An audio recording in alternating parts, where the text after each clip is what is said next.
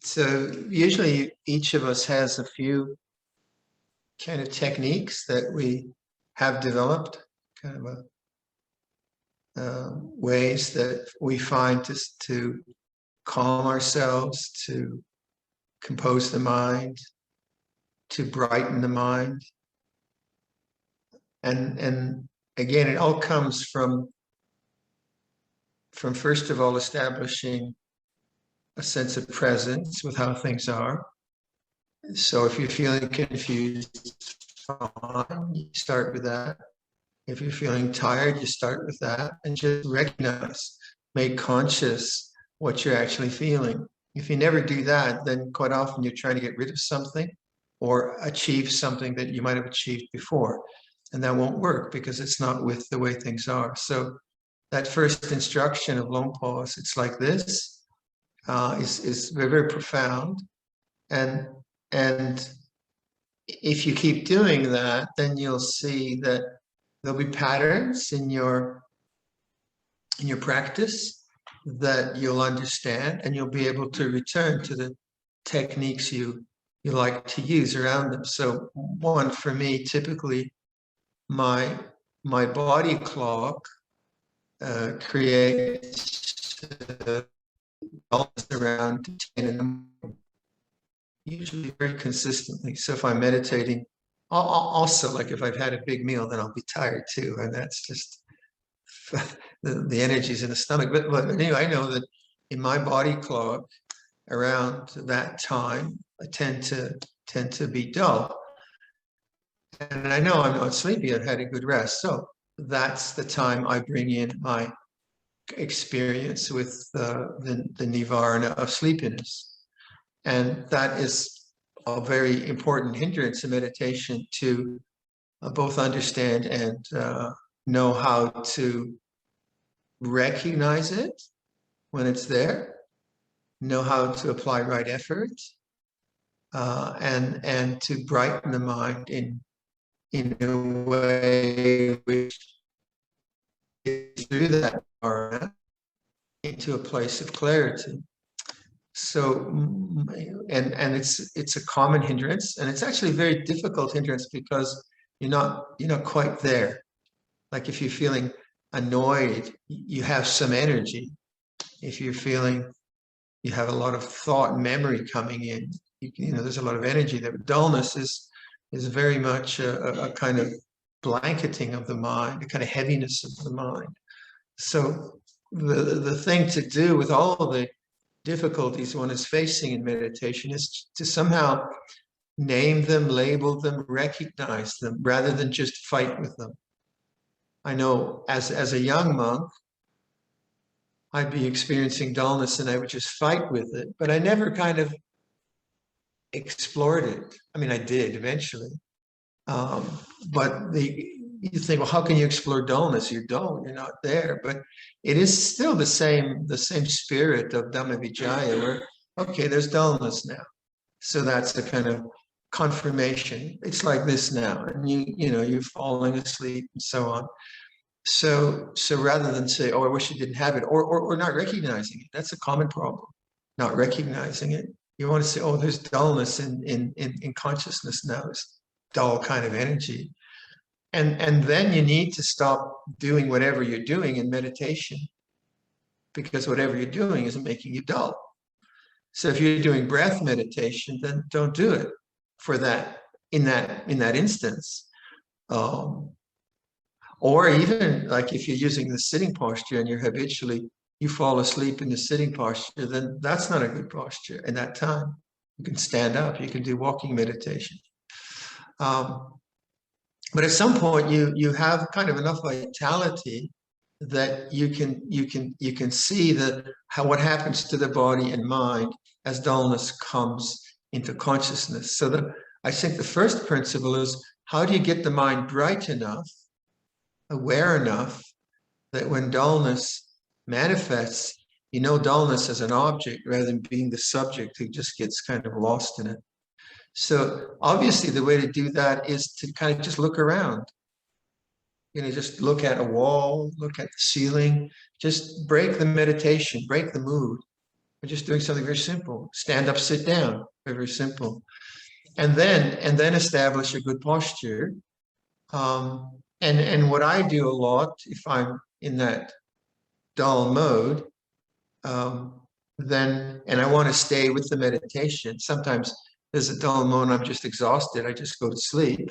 That's fine. But I use the spine a lot.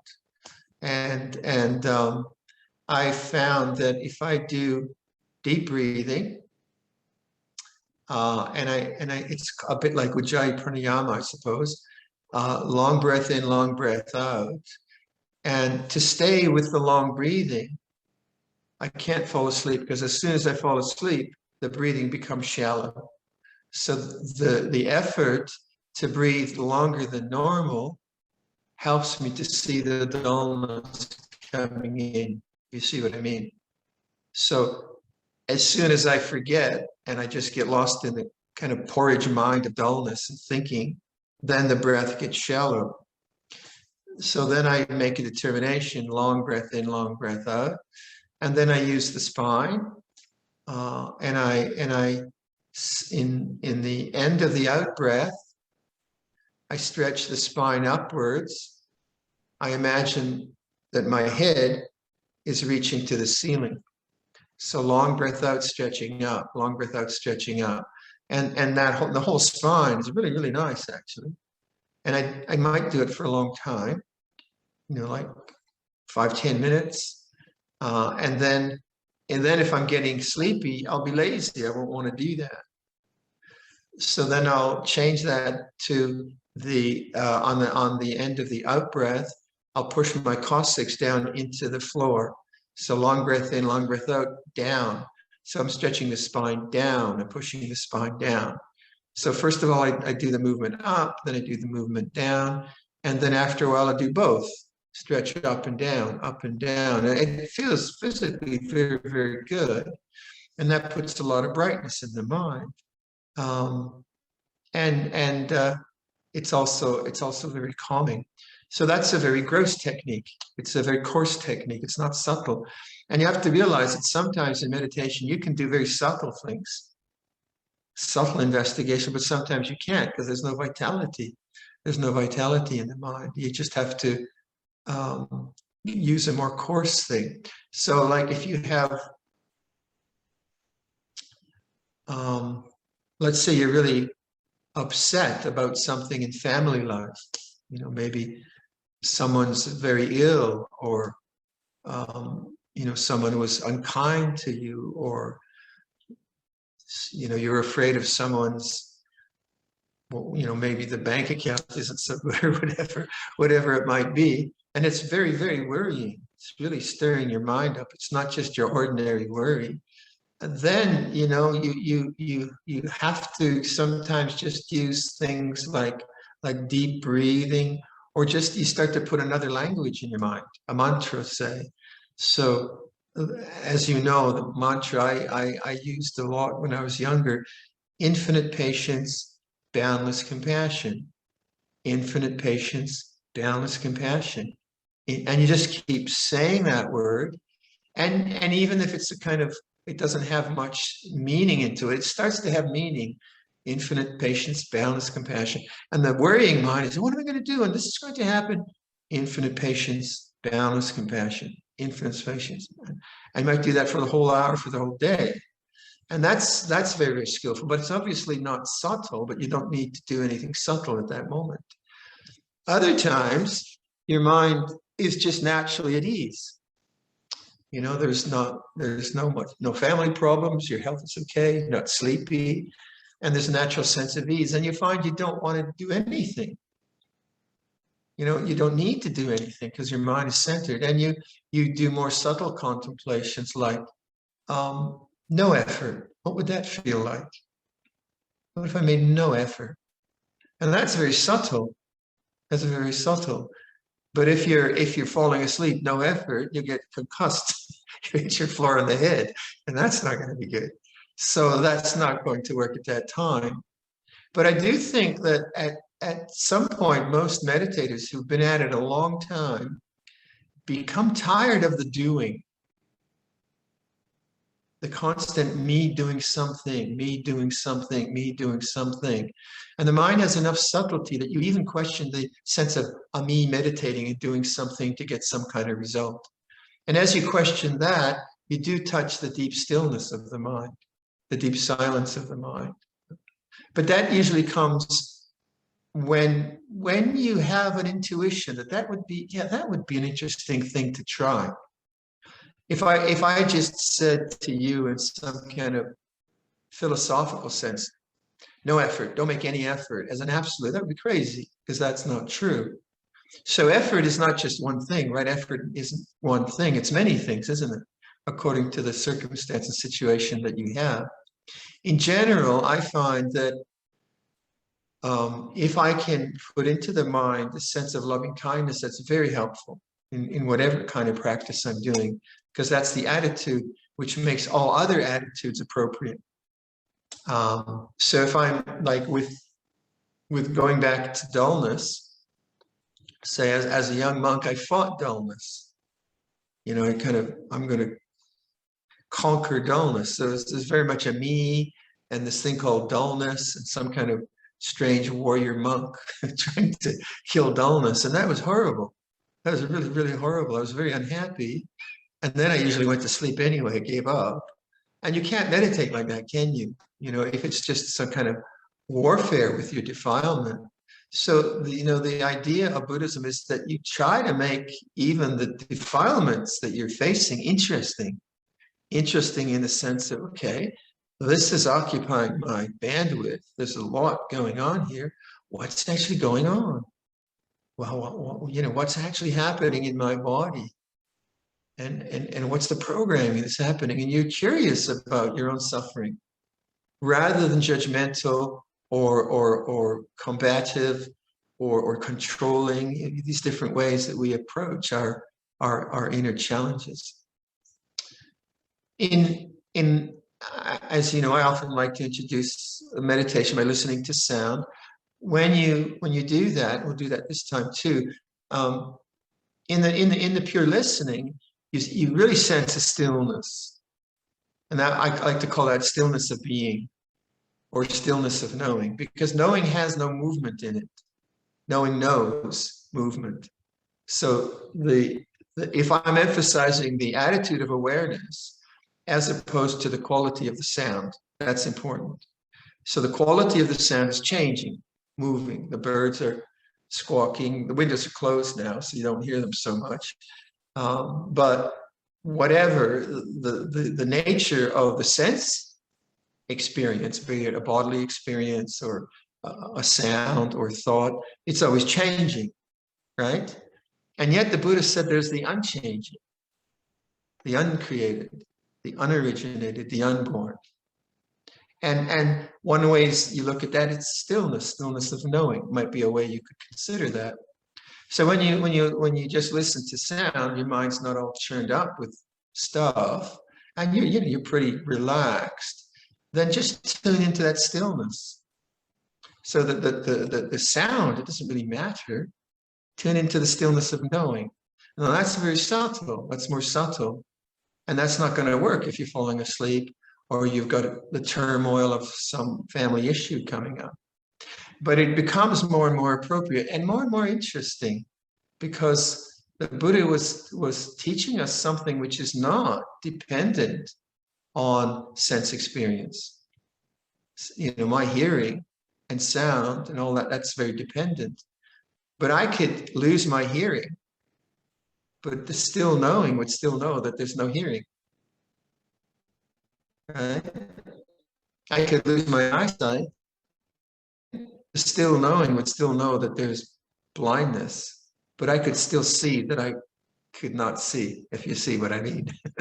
There's 3 C's there. So I could become incapacitated in various ways, but the still knowing is always there. And you get, as a contemplative, you get more and more curious about that. So the way I think meditation progresses and moves through our meditation careers, if we could say, is in the beginning you struggle with some really basic defilements like dullness and and just restlessness and so on. And you kind of get through those.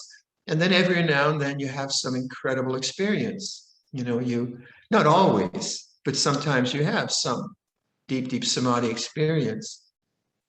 And then you try to retrieve that. You try to get that meditation experience again. And that is a disaster because you're working from desire to get something. And if you're trying to get something, you won't know what is. And it's only by knowing what is that you reach true states of bliss or calmness. So that's one thing we go through. We get to some by controlling or concentrating the mind. We'll have really neat experiences. And we'll say, well, that's it. That's what I want to get. But if it changed, if it began and ended, can that possibly be the Amata Dhamma? Can that be the deathless? Can that be the unoriginated, unborn? It can't be by definition because it changed. And yet, because it was so sweet and so interesting and so loving and so radiant, we seek that again. We seek a repetition of that. And that won't work because it's based on desire. So that's why I seem to be emphasizing, well, just trust and awareness. Do your technique. Let the technique or let the situation, let it open up to what you have to open up rather than trying to get some experience. So many of us have been through that. I certainly have. Most of the monks have been through that. You go through that and then you say, well, that can't be it either. And you give up trying to get anything. Then you're starting to meditate. And then you're starting to just give up to the way things are and notice the way things are. And you start to get confidence in awareness.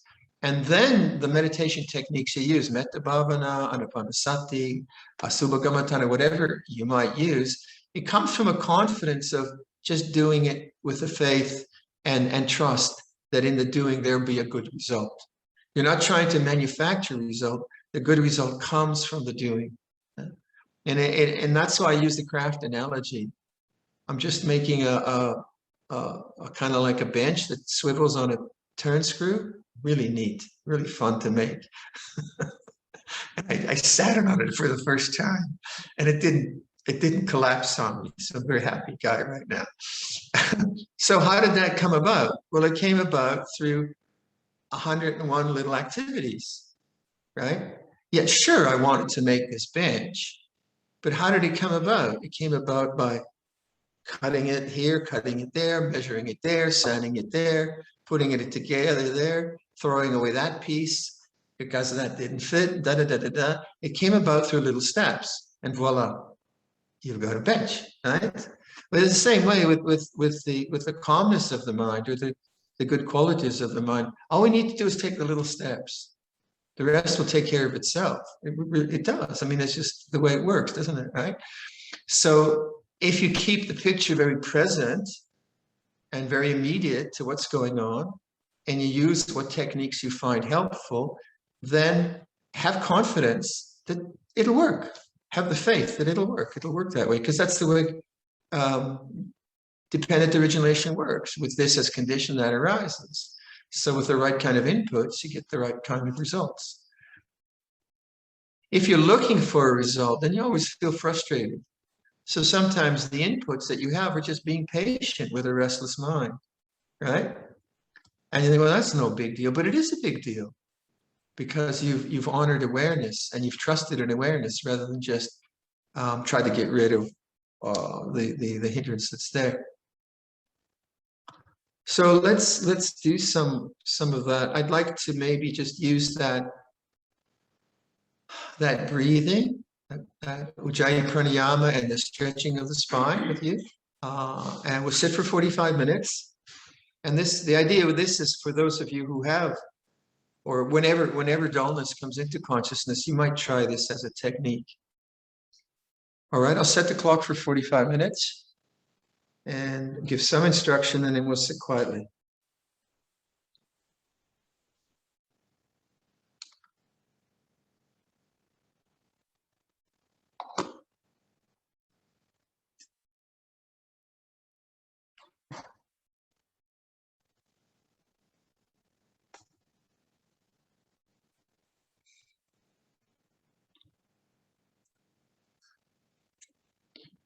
awakening to the way things are.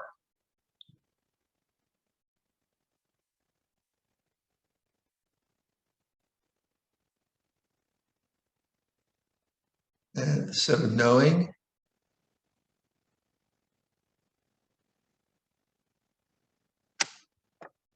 choosing one object to heighten the knowing. So the sounds that you have in your space, let the sounds come to you. So we're emphasizing the quality of attention rather than the quality of sound. It doesn't matter what the sound is. So awareness is like this. And if you just wait a bit with that awareness, you start to get a sense of the stillness of knowing, stillness of being.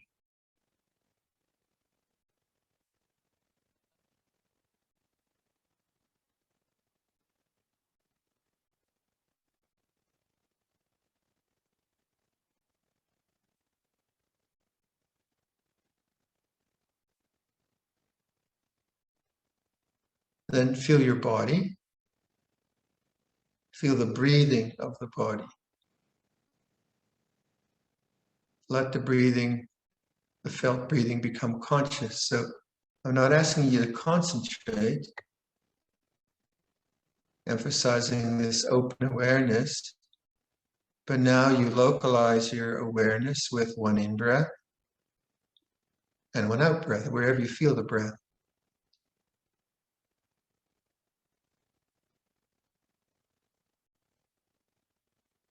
Breath moves,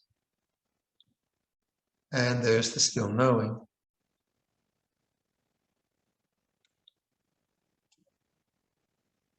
Now it's the same still knowing as when your focus is more on sound, isn't it?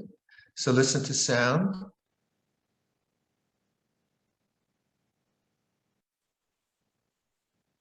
And feel the breathing. It's the same still knowing. And that's what we're cultivating. Still knowing with breathing.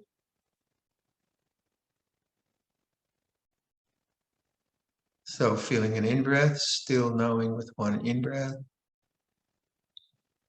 Stillness of knowing with one out-breath.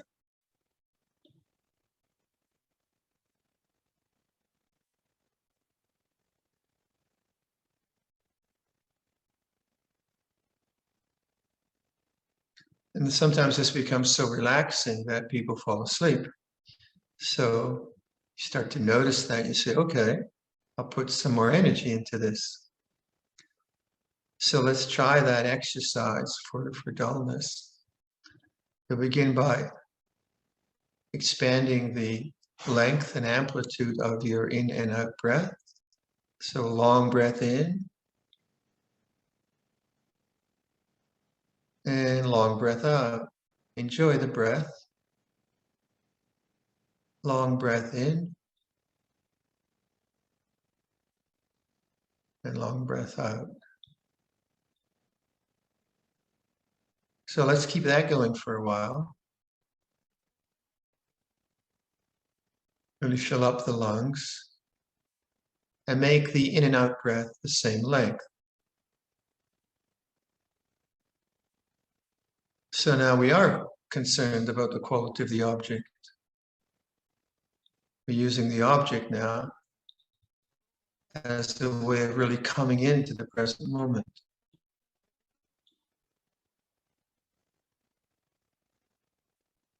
And notice when you start thinking or get dull, the breath will become shallow again. So stay with the long breathing for a while.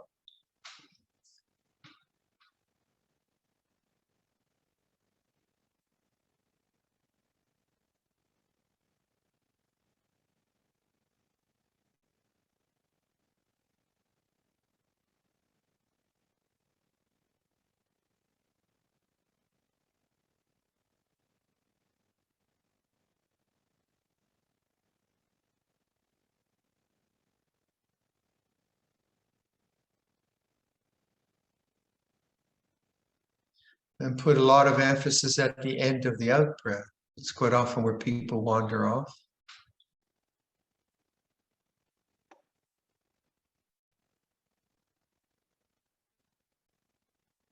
Stay with the long breathing.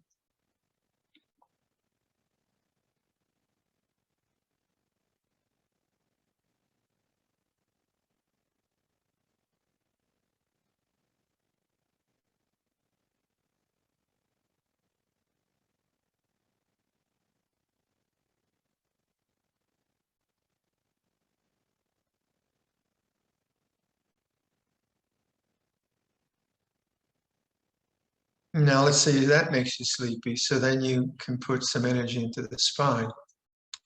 So on the out breath, stretch your spine, top half of your spine upwards through the neck, extending the head up to the ceiling.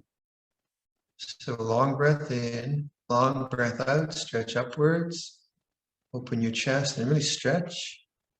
Feel the back of your neck straightening.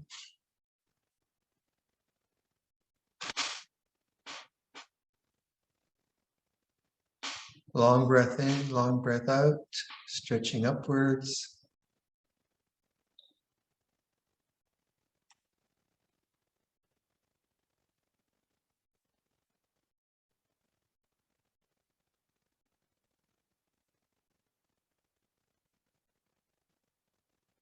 Feel the stretch through your chest, back of the neck. And again, notice when you start thinking, you get dull, you'll lose the stretch.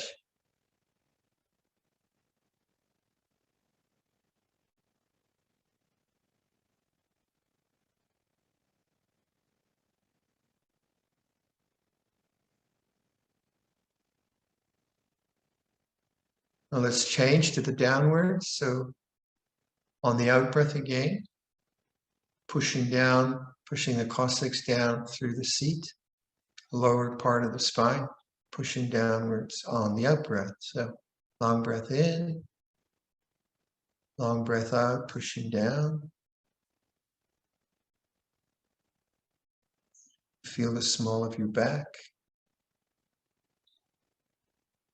Long breath in, long breath out, pushing down. Enjoy the stretch.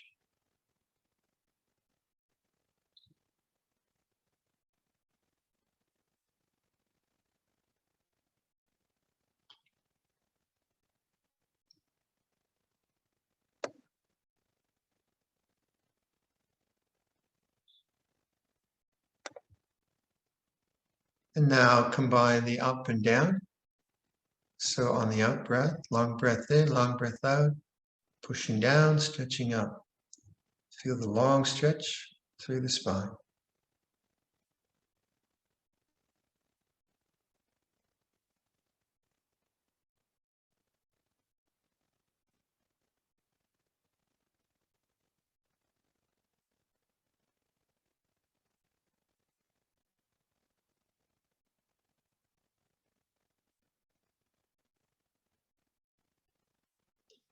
All right, then normalize your breathing.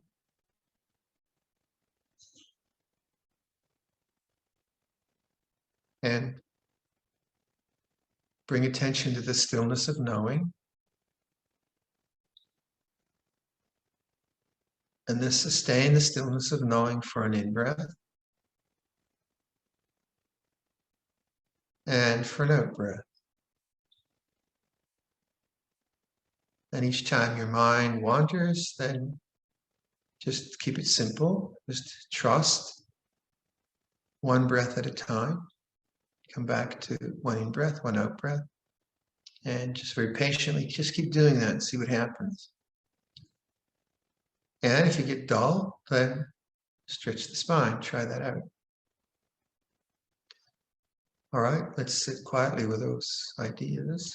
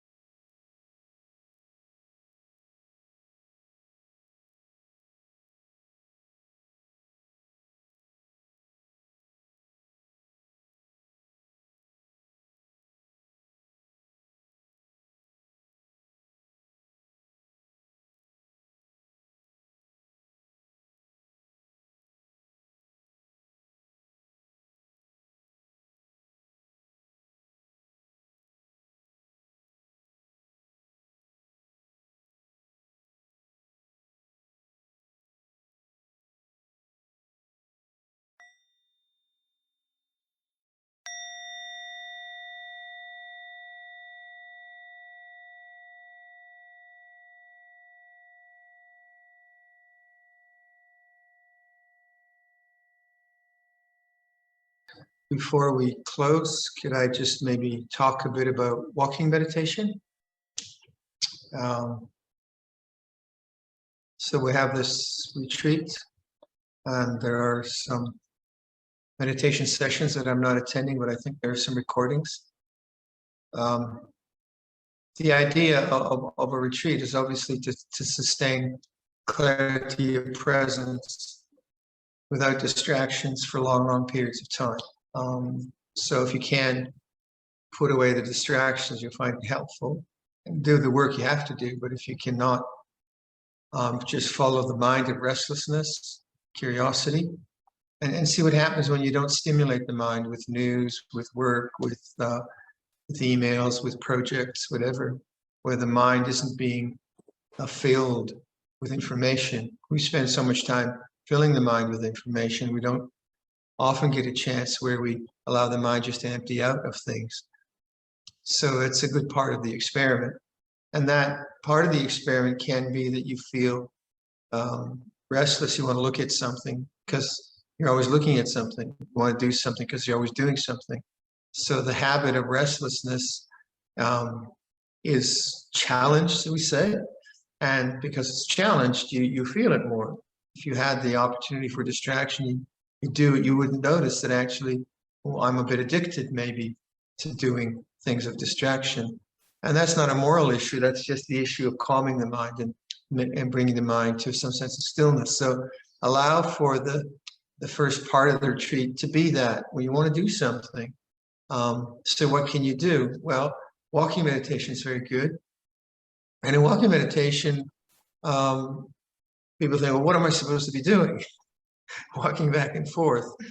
It's like usually when you do something, you have an achievement, right? You go to the kitchen, you cook a meal, you have a meal, you eat the meal. It's not like that. It's not that kind of experience. It's simply a change of posture and to sustain presence, because we're concerned now not about some objective goal and experience like building a table or cooking a meal. That's not what we're doing. We're simply referencing awareness of the way things are, awareness of the things are, awareness of the way things are, and seeing that that very awareness is innately peaceful and innately open, innately compassionate. And if our mind is always preoccupied with projects and emails and problem solving, which we do most of the time, it's hard to touch the silence and stillness of the mind, the stillness of the heart. So that's the theory. Walking meditation, then, if you're in your own home, then you don't have that much space. So get the longest space you can get, diagonally across the room if there's no furniture, a hallway, and use the two walls of the space. If you're outside and if you have a garden, I guess Singapore, it'd be hard to find a garden. But if you do have a garden, then go between two trees, but make the path quite definite.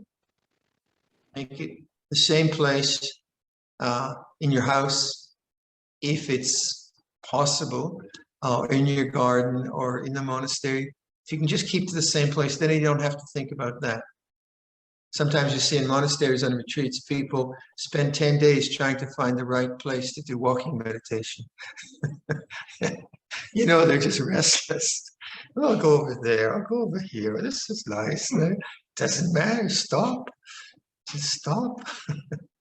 So wherever you can do it, just do it, right? And so then it's a kind of interesting exercise once you get past the boredom. Because you're basically, you stop at one end of the path and you establish presence. That's all you're doing. It's like this: use sound, use your body, but you're not concentrating, okay?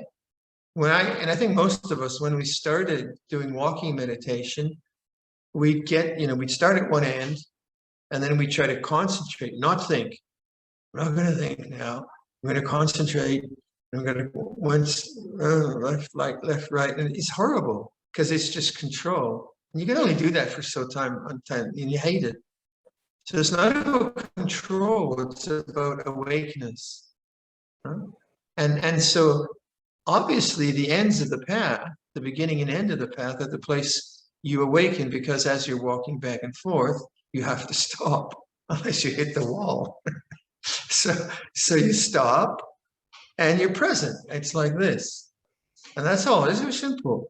And then you turn around and you're present. It's like this. Trusting in awareness. That's what we're doing. Trusting in awareness. And then you walk the 10 paces or wherever, how much you have. Like the monks built me a Rolls-Royce wooden walking path behind here. It's the Rolls-Royce. It's what a monk always dreams of. And it's, I think, 35 paces made of cedar. Oh, very nice. But I can still get heedless on it. So the walking path doesn't do the work for me. I have to do the work myself. But the ends of the path are very important, because that is where your thinking mind gets interrupted. Whatever. I mean, sometimes you can just do loops and keep thinking, but make the stopping very important. I've stopped now. I'm here now. It's like this. Don't try to get rid of thought, because then you're just in a fight. But just notice that at the end of the path, thoughts stop because you're there. That you're planning, that you're worrying, or whatever it is. Then turn around mindfully, and then stop again. Set the intention to walk to the other end. So you can see that on a walking path, you're constantly getting, the thinking mind is interrupted just through the nature of the structure. And then in terms of intention, I would say your main focus is to notice the sense of self arising in the mind. Your main sensitivity is the body moving. Okay, the body moving from A to B, from B to A, from A to B. So that's the main sort of project.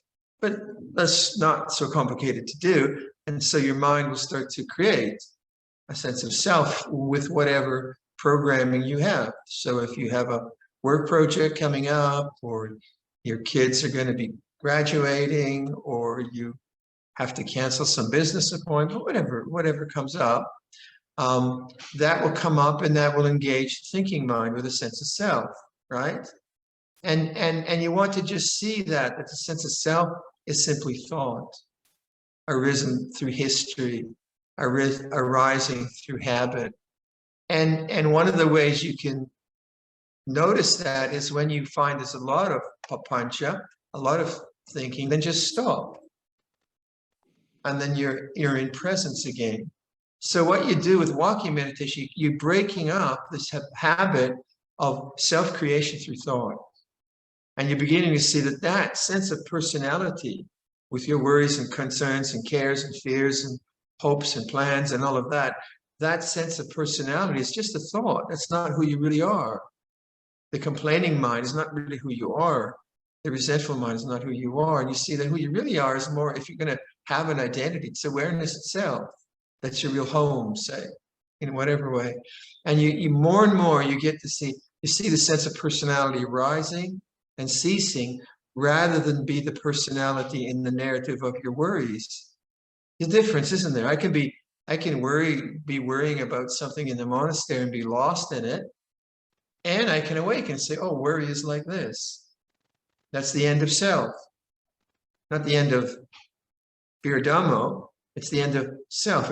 Self arises and ceases, no? And that's a very important insight, because we do believe in our personality thoughts, don't we? And then we take it, then we maybe judge ourselves, oh, I shouldn't be thinking so much. But that's still the sense of I. So you want to see that the sense of I arises and ceases in awareness.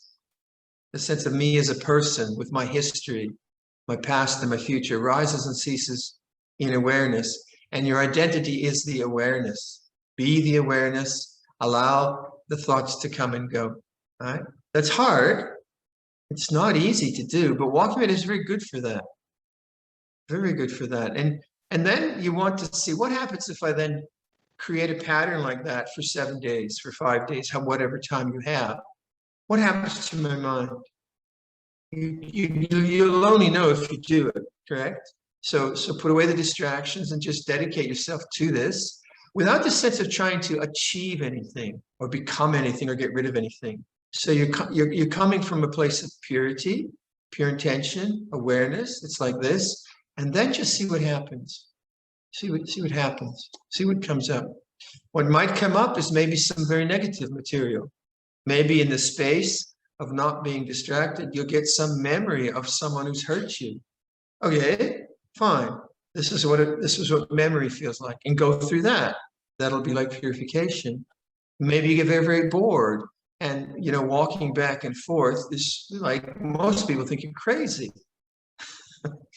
What are you doing? Why? You could be doing something constructive. So you get bored and you want to sit down and have cups of tea and so on. Don't do it. Just watch what happens when you witness boredom and not move it away to distraction. That takes you to peace. Boredom arises because you have nothing interesting to do.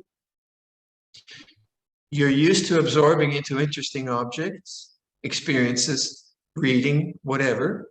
Now that momentum to go away from awareness into an object, you're noticing that, not reacting to that, feels boring, but you stay with the boredom and that ceases and you don't have to go out anymore. You realize the peace of the mind.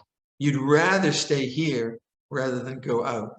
And that's really delightful. That's very delightful. But it takes a kind of phase of restlessness or boredom, of wanting to go out. I say, no, I'll just, and that's why the timing of a sitting is important, and the structure of like your posture and the structure of the walking path that contains you.